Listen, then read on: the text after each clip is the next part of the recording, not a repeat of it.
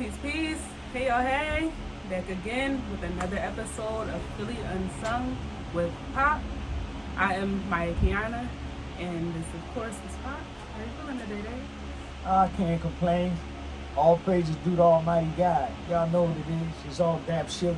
As you can see, it's all that. Okay, it's all dap sugar. We got the shirts now, so y'all already know the next phase. If you're interested in getting one, you can go ahead and drop a comment. Make sure you reach out to us because, these shirts are very, very dap sugar. And if you want to be down with the movement, then you got to get you one too. So leave a comment if you're interested and we'll reach out to you. And without further ado, we're going to get into this interview. This episode is based on the drug epidemic and how it has impacted people in our community. This is a very dense and deep topic. It can go a lot of places, as is all of the topics that we talk about here. But I guess starting with that, we can open up the floor and I'll ask, what is your views on the evolution of the drug epidemic? Starting with like heroin in the 70s all the way up until now, fentanyl and opioids. It to me appears that history is repeating itself, and what I mean by that is when I was a little kid, I was coming up around about the same time I wanted to be a singer. I was about 8 or 9, and the soldiers was coming home from the war, and they was coming home, they had their monkey on their back. So a guy named St. Nicholas Swamp Dog had a song called Sam Stone, and it explained the story of how those soldiers came home all messed up off of drugs, and the epidemic was just out of pocket. And until this era right now, I never seen it like that. So highly populated with drug addicts and drug addiction. But one thing I can say is I've seen it evolutionize to the point of when I'm going down Kensington Avenue where it used to be all black junkies and drug addicts, well now there's a lot of white junkies and drug addicts. And drug addiction is not a crime now, it's a disease. But it always was a crime when I was coming up, and my people did 20 years for robbing or stealing or hurting. So now that the game has been evolutionized, now everybody got Narcan, you know what I mean? Narcan in every house, They don't get incarcerated, they got a habit. I mean, they sick, but those people were sick too. Fair exchange never been a robbery. Yep. That runs into another question I had, which is like the disparity. Like you said, when crack was an epidemic, it was a criminal problem, and now it's a mental health problem now that a lot of white people are addicted to opioids. So what impact, I guess, does that have on you personally or the community? Because it can take it has a lot of impacts essentially. So my instinct is always to go to like the psychological effects, the emotional, mental effects of that. And that's just telling people like, when I have a problem, it's my problem, I'm the criminal, I'm the villain. But when these people have a problem, they deserve all the help in the world. They deserve, the coddling, the enabling in a lot of cases. And it's like, what is that saying to our youth? What is that saying to any person of color essentially who has a problem? It's sending a dual message. It's sending a message out to our people that when you had the same problem as other people in society, that you're the worst person in the world, and when they had the same problem you have, they're the most sick person in the world. So it's all going back to the changing of the narratives. It almost reminds me of Eddie Murphy, Trading Places. When that white guy was rich and Eddie Murphy was the bum, it was all fine and well. But you see, when you put in the same position as somebody that don't have nothing, to all of these great richies and all of these people, if they was put in the same position, they would rob, they would cheat, they would steal. That's why the movie was made. So you know how they make movies based on things that happened already anyway. Yeah. So, based on actual facts and laws, which is like I feel like that's getting to the law of not reciprocity. I can't really pinpoint it, but it's definitely touching on a universal law of like do unto others as you want them to you, and understanding the experience of your fellow human, because that's what's at the basis of all these experiences. It's like you can look at that side and be like, oh, haha, it's you, but when the shoe is on the other foot, it's like now you get to experience that same side of the spectrum that all humans are capable of experiencing. But when you control the law and the narrative, it's hard to switch feet. You know, when you're in control of the narrative, then when you switch feet, you're going to switch the law. Because that's what you're in control. That's why drug addiction now is a sickness. Just about what we're talking about now, how the narrative can change. When you're in control of all the laws and the rules, it appears to me that laws were just made for us. Oh no, you talking about them laws? I'm talking about universal laws. That's what I'm. Oh, laws of the universe. Yeah, like God's laws, like they natural laws. Not we ain't even talking well, about. I think that part of what's happening now is a part of God's law. Mm-hmm. What was put here for us to destroy us, now it's no fun when the rabbit got the gun. Mm-hmm. So I really believe that these things are happening, like the signs of the times. Like those people with all the money that think that they can outmove God's law. Mm-hmm. I want to see them try to give God a check when they're trying to go to heaven. Mm-hmm. Let me see that one. You know, all that money and all of that, you know, and not looking out for your fellow humanitarian, not being a good humanitarian. We can't make them pay for it, but the laws they make for us, you can best believe God got laws for them. That part, and that's where the power is, and that's why it's like, I ain't even too concerned with those laws. Of course, we have to attend to them to, you know what I'm saying, maintain a certain quality of life, but we are in a state of transition where it's like you do have to abandon those laws eventually in order to come into a new state of being, which we are in that state of transition right now. So just being mindful on what you give attention to, what you dedicate your attention to. But keeping the ball rolling, this is a good conversation. Community impact. What would you say about the tolls that the drug epidemic has taken on families, schools, just the community in general? I think that because of the changing of the narrative, or because of who mostly on the drugs now, it takes money away from the community. Mm-hmm. Because those people can get a drug center made because they're sick, but the playground is closed. Mm-hmm. But it wasn't all like that. But you know what I mean? So where a lot of your money goes that should be going into the community, it's going to getting them needles, making sure it's fresh Narcan. You know what I mean? So. And even when you say that, I would argue like that's a created sense of scarcity by them because they got enough money to make everything okay for everybody. But that's another point. It's like they try to pit us against one another because we know that from the top looking down, they see us all the same essentially. So they can only win by making us look at each other as opposition. But going back to the point that you made, it's like that. We talked about that in a youth organization that I was a part of, and it was located in Kensington. So we worked a lot with like getting help to the people in that area, and that was one thing that I didn't really agree with or understand, which was promoting like the I can't think of like the proper term for it, but it's like the shoot up centers.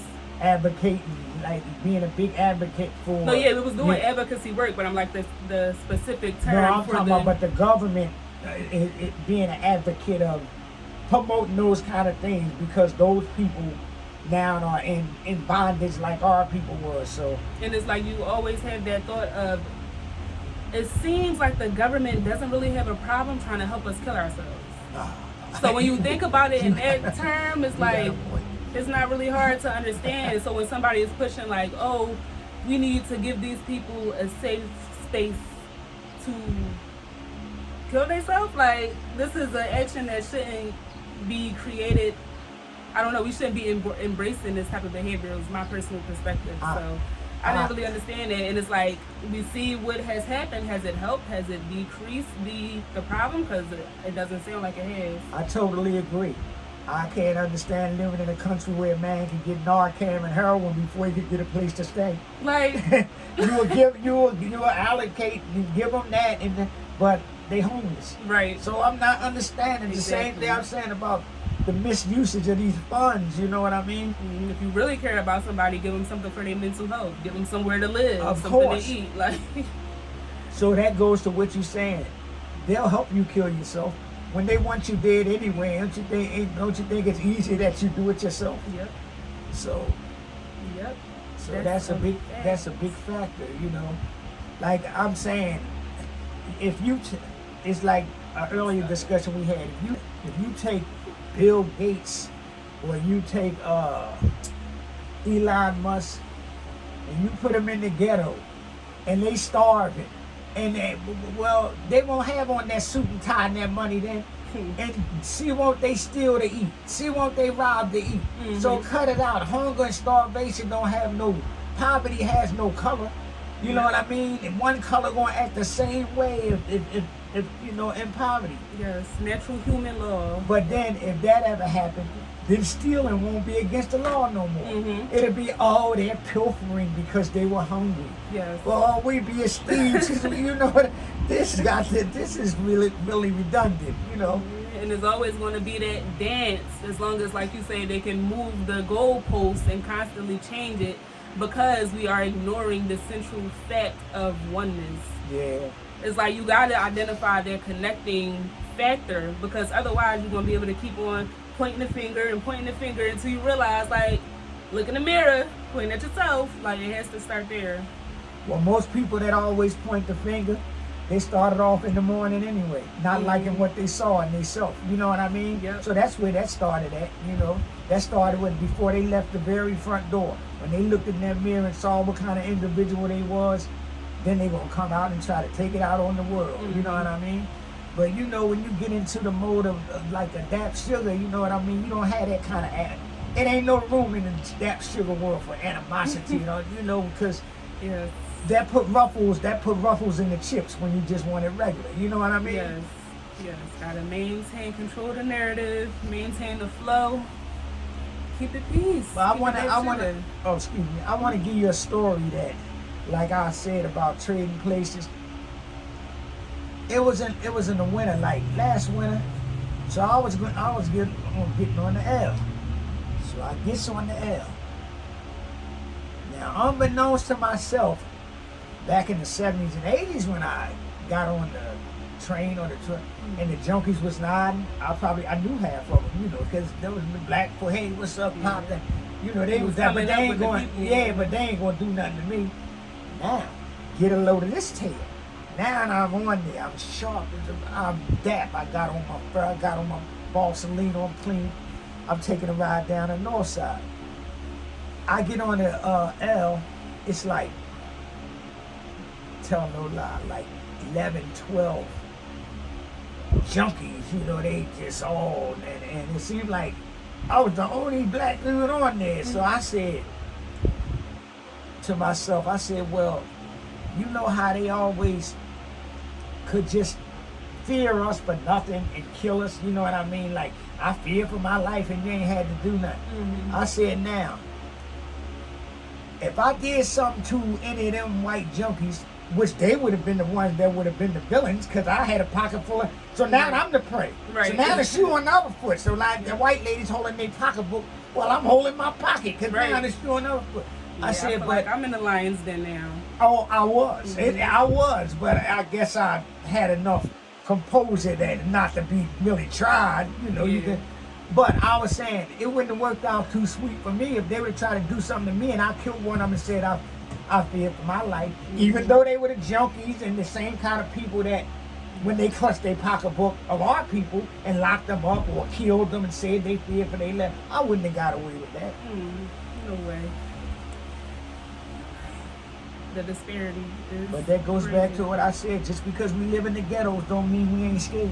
You know what I mean? Just because But I think that speaks to the compassionate nature and the absence of fear, because we know what it's like. Yeah. We know how y'all been looked at. Like, we already know. So it's not, fear comes from the unknown. And they don't know our story. They don't care to learn it. They rather just shoot, speaking generally. But it's like when that fear is not there, compassion is able to sleep in. And it's like, ain't nobody going to do nothing to you because we didn't want it done to us. And that's something that the world can benefit from melanated people.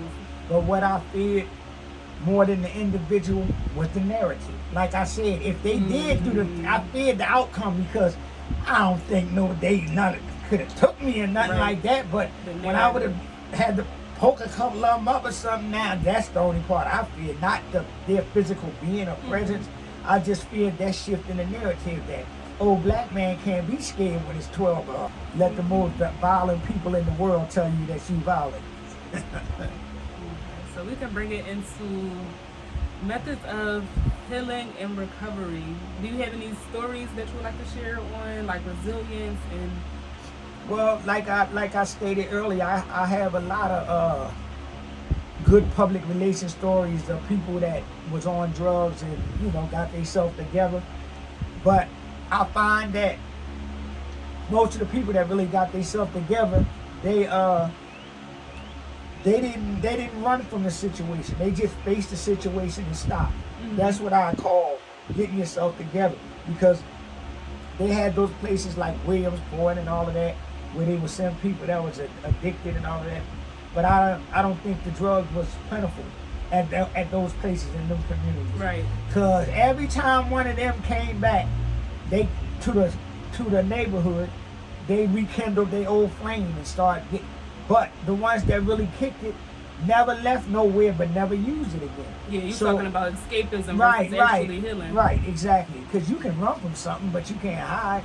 And I don't call if a person go say to a rehab and they clean, okay, so I can understand that. But I couldn't put as much faith in them as I could a person that stayed around and just didn't do it no more. Because I know that person had. See, I always have to wait till the other person come back to see if they're going to try to rekindle their old flame. But that person that you see them all the time. So the places that you saw them going and the things that you saw them doing, they ain't doing no more. So you know that they ain't getting high. Right. You know what I mean? Yep. But they was able to just stay there. And a lot of times you gotta, like me, I always believe that you gotta face your oppressor. You know what I mean? You can't. I'm not gonna run from oppression. You know what I mean? I'm gonna try to take it right. I'm gonna try, because it's always gonna be some oppression for us. You know. Yep. That's a fact. I love that distinction between running, escapism, which is a big problem. Always has been. I don't want to say now in this day and age, but we see it more the more that you learn, and then actually facing and healing a problem. And that's something that I run into a lot, being in the creative community, being in the background of psychology, and where a lot of terms are created and defined to give us a better way to express and understand each other, but a lot of times they can be enabling as well. So that is a very good distinction, essentially, and something that we need to focus on in our day-to-day practices, making sure that we're not avoiding what needs to be healed for comfort, and we actually facing these things head on. See, that's like my theory is, as a black individual, we don't supposed to fight crime. We supposed to run from crime. The cops supposed to fight crime. So that's the difference. But when we don't get the proper protection and we don't get the same as everybody else, then that means that we have to fight crime ourselves. When you call them cops and you're in the middle of North and they don't come for 30 minutes, you know how many lives could be, It's crazy, because essentially it's making us go back to how it's supposed to be, because I'm thinking about a conversation I think we was having in the house with JR and Mom, and talking about like tribes are supposed, like we are a tribal people, so we're supposed to be able to govern our own people. We're not supposed to outsource that, because when we do, this is what happens. Right.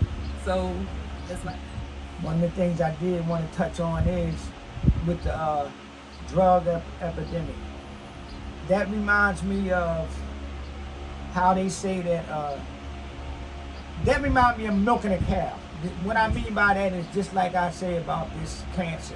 I'm using, for example, okay, so if the guy, Dr. Sebi, found out that there was a cure for cancer, right?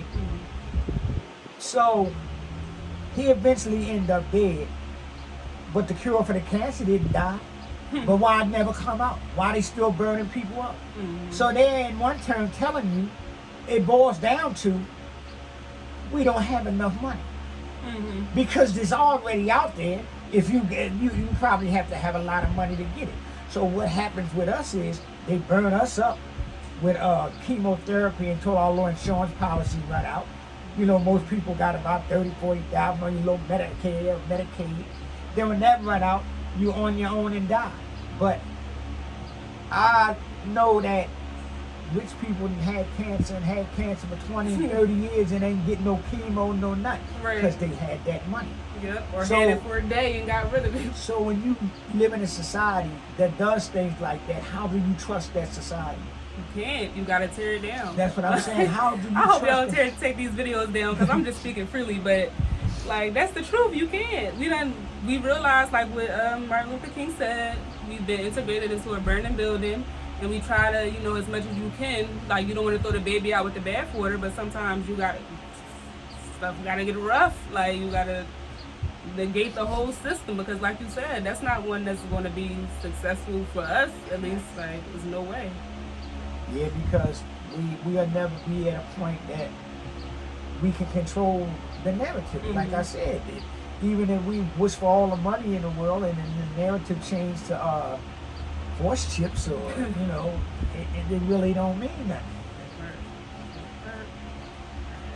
Last question I wanted to end with is, what can we do when it comes to dealing with drug abuse in our communities? What can we do to help each other, help ourselves? I believe this. I believe when some people get through their thick racist head, we can come together and unite. Because it's the rich against the poor. But some a-holes just think just because they're white, but they don't care about you dirty white, broke white. So if they got the message and stuck with the other poor people and keep their nose out the air, because strength come in numbers. Yeah. But our number strength alone, so all the brokes should be the numbers and all the rich, which ain't the that 1%. many, yeah, the 1%. So who would prevail? Yeah. But when you got the ones with the dirty patch-eyed ones that's mad because they think that they don't have to do nothing just because they white, or I done went past white people dressed and they dingy and heard them say, "Oh fuck, I don't know you from a can of lucite," you know what I mean? Wow. I ain't stopping your privilege, but to them, oh, he has the job that I can have. Then you ain't mopping no floors. You know what I mean? So it's not that. You gotta find out, you know what I'm saying? Like a logical hate. Or I've been, you know, being a gentleman, I went in stores and held the door open for like 5 white people in a row because they was coming. You know what I mean? So I wasn't going to just let it go on one. Yeah. And all 5 went in and then nobody say thank you. I felt like Benson. You know what I mean? Like, wow. If I could take that door back and slam, like, no, nigga.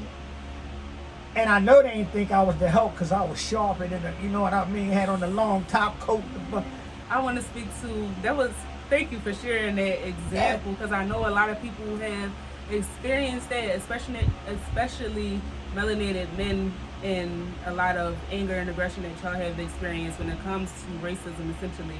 And it brings me back to the point of oneness and how we are connected through our lineage, essentially. So when we look at the youth that's acting so aggressively, it comes from those things that older people in our generations have suppressed. Like that goes into our DNA. So now if a nigga is like, you look at me wrong, you catching this clip, like it's because of those things that y'all have had to suppress and hold in. Like it comes out. Everything you're saying recycles, nothing dies. If you got a dog and the dog loyal and you treat the dog good, the dog will treat you good. But if you beat the dog, kick the dog, stomp the dog, that very same dog that was loyal gonna bite you. So you don't leave nobody nothing. There's no other alternative. Yeah. Yep. Just like I say, you know, they could get Narcan before the swimming pool. Or you know what I mean? The kids could burn up in the summertime because all the rec centers. Well, here's the one that I can't understand. With all our soda taxes and the cigarette taxes, Where's the? No, where is the air conditioner in schools? Mm. Why would a school ever have to be closed? Because it ain't no air. Shows you how much they care about the youth. It's been a long time since I was in school, but they thought all schools had it. In this modern day time, when you got computers, they can look in your house when they want, But I think everybody got a laptop, a tablet. Right. No air. No air. I just can't understand it. But that's the society we live in. Right. But then you go to one of them schools in the white neighborhood, they all fixed up, got air, you know what I mean? Mm-hmm. But this the dominant race, let them tell it. Yeah, they all fixed up. But the average kid in one of them hot, sweaty schools, one of them blacks got an IQ that's something, and they up there faking it with the air and all that. You know what I mean? The world's biggest imposters.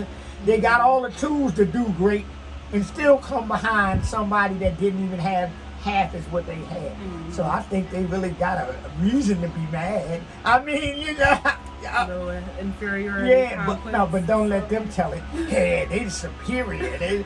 But why you giving them blacks food stamps? Why you giving them Puerto Ricans food stamps? Y'all rich. How superior is that? A real superior person, I'll be like, yeah, well, they ain't got no money. A real human person. Right. You ain't right, real human. Yeah, but they don't got too much humanity. Well, it's all right. On this hot day, we're going to sip this tea and let it continue to be all that sugar. And y'all folks out there gotta understand, y'all ain't gotta go to college just to watch us and get that knowledge. Right? Period. Peace, y'all. You never miss your water till your well runs dry. I say you never miss your water till your well runs dry. Baby, baby, baby, I still love you. I still love you. Ooh, and baby, baby, baby, I'll be thinking of you. You, yeah. Even though, girl, you've been untrue, I do love you. Yes, I do, child. Please, to me, and if you really want me, and no one else will do. Hey, you don't try to even call me, for our romance is true. Well, don't you know it hurts me to tell you I don't want you, and don't you